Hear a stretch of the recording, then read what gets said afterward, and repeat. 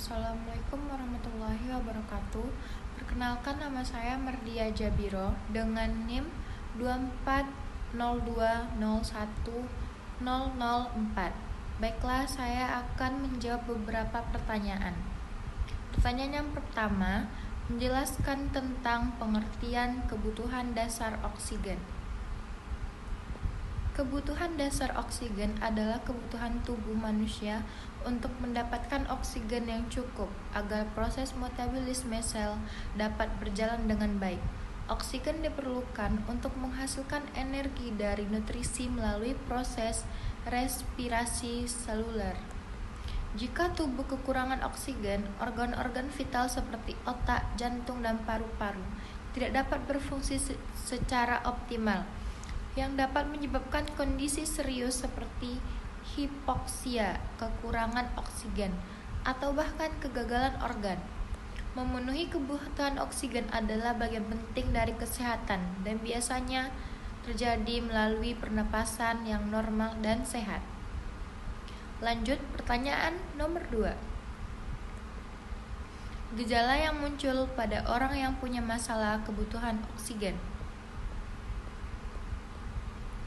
Orang yang mengalami masalah dalam memenuhi kebutuhan oksigen dapat menunjukkan beberapa gejala yang menandakan kekurangan oksigen. Hipoksia. Gejala-gejala tersebut meliputi sesak napas atau dyspnea, kesulitan bernapas atau merasa tidak mendapatkan cukup udara. Selanjutnya, napas cepat atau takipnea. Peningkatan frekuensi nafas seringkali lebih dari 20 kali per menit.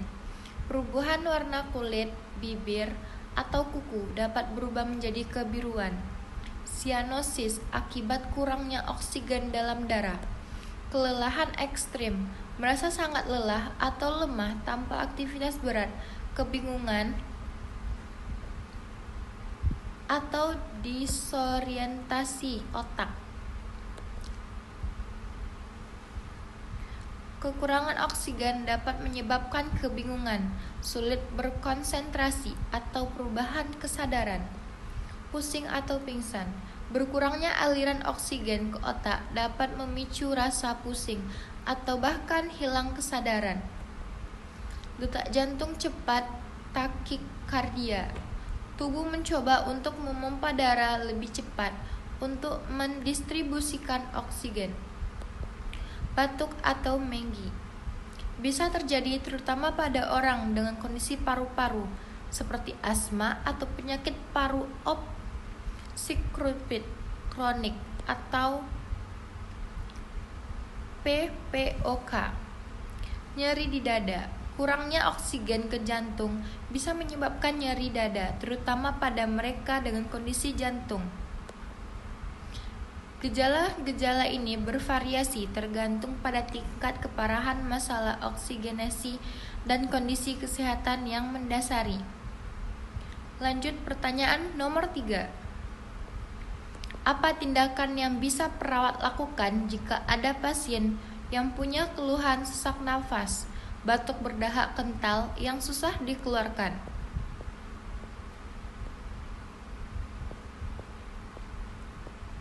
Jika seseorang pasien mengalami sesak napas disertai batuk dengan dahak kental yang sulit dikeluarkan, perawat dapat melakukan berbagai tindakan untuk membantu meringankan keluhan tersebut.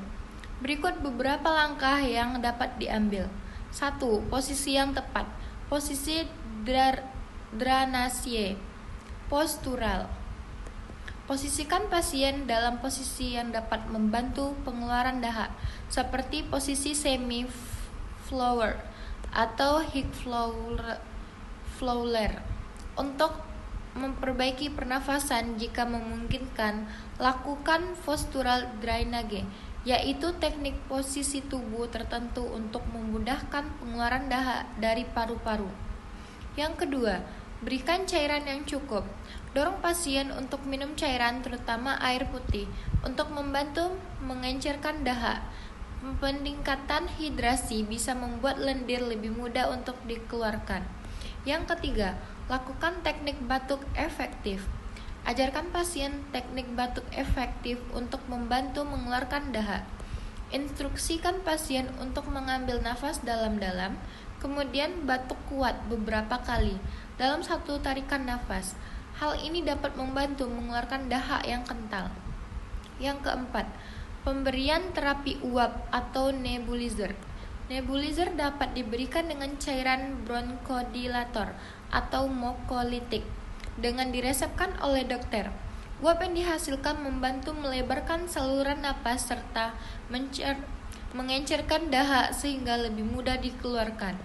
Yang kelima, pemberian oksigen. Jika pasien menunjukkan tanda-tanda kekurangan oksigen, perawat dapat memberikan terapi oksigen sesuai dengan instruksi dokter untuk memastikan oksigenasi yang baik. Mengingat dahak yang kental bisa menghambat jalan nafas dan menurunkan oksigenasi.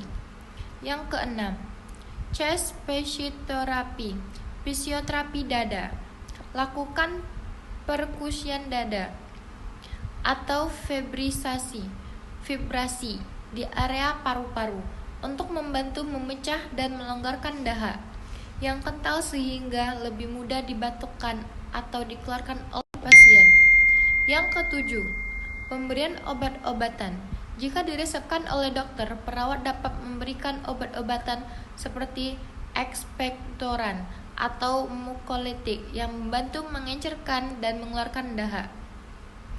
Obat bronkodilator juga bisa diberikan jika pasien mengalami kondisi seperti asma atau penyakit paru obstruktif kronis (PPOK) untuk membuka jalan nafas.